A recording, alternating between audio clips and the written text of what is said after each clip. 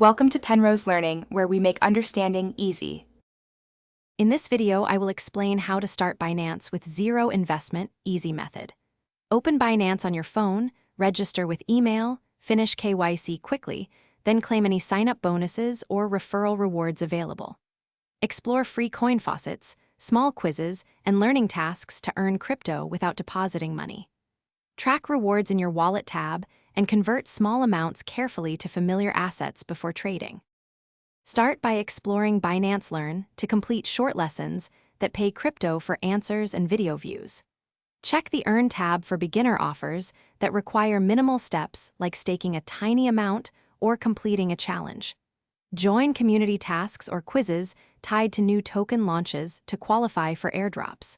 Carefully follow instructions and claim rewards into your spot wallet. Then consolidate small balances into a single asset for easier tracking and growth. If you're finding this helpful, please subscribe and like to support more easy guides and updates.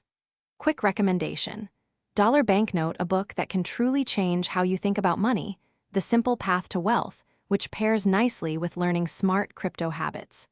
Check the description for the link and other deals to save you time and research. And if you enjoy practical steps like these, now let's get back to the video.